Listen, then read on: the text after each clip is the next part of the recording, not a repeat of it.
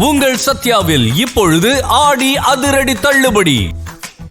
ஆடி அமாவாசைக்காக நெல்லை மாவட்டம் பாபநாசம் சொரிமுத்து ஐயனார் கோவிலுக்கு செல்ல இன்று முதல் அனுமதி வழங்கப்பட்டிருக்கக்கூடிய நிலையில் பாபநாசம் சோதனைச் சாவடியில் ஏராளமான வாகனங்கள் நீண்ட வரிசையில் காத்திருக்கின்றன. விவரங்களை செய்தியாளர் ஜான் பீட்டர் வழங்க நாம் கேட்கலாம்.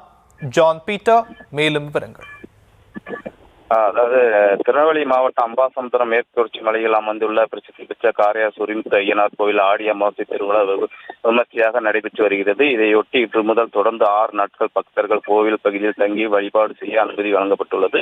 ஆடி அமாவாசை திருவிழையொட்டி இன்று தனியார் வாகனங்களில் பக்தர்கள் தங்களது உடைமைகள், உணவுப் பொருட்கள் உள்ளிட்ட தேவையான பொருட்களை கோவிலுக்கு எடுத்து செல்ல ஒரு நாள் மட்டுமே அனுமதி வழங்கப்பட்டுள்ளது. இதனால் பல்வேறு பகுதிகளிலிருந்து அதிகாலை முதலே வாகன சோதனை சாவடி வாகனங்கள் அனுமதித்து நின்றன.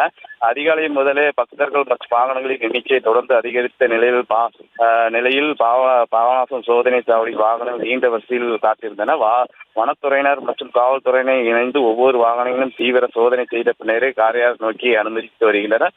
தற்போது நிலவரப்படி சுமார் 600 வாகனங்கள் காரையார் சொரிமுத்து ஐயனார் கோவில் நோக்கி சென்றுள்ளன. மேலும் தொடர்ந்து ஏராளமான வாகனங்கள் சோதனை சாவடி பகுதிக்கு வந்து கொண்டிருப்பதால் வாகனங்கள் எண்ணிக்கை அதிகரித்து வருகிறது. இன்று தனியார் வாகனங்களுக்கு வழங்கப்பட்டுள்ள அனுமதியை பயன்படுத்தி பக்தர்கள் அடுத்த சில நாட்களுக்கு தேவையான பொருட்களை கோவிலுக்கு எடுத்து செல்கின்றனர். இதனைத் தொடர்ந்து நாளை முதல் வாகன கட்டுப்பாடுகள் அமலுக்கு வருகின்றன. அரசு பேருந்துகள் மூலமாகவே மட்டுமே பக்தர்கள் கோவிலுக்கு செல்லும் வகையில் ஏற்பாடு செய்யப்பட்டுள்ளன.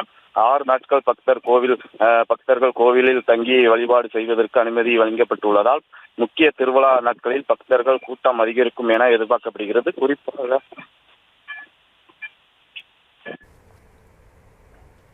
விரிவான விவரங்களுக்கு நன்றி ஜான் பீட்டர்.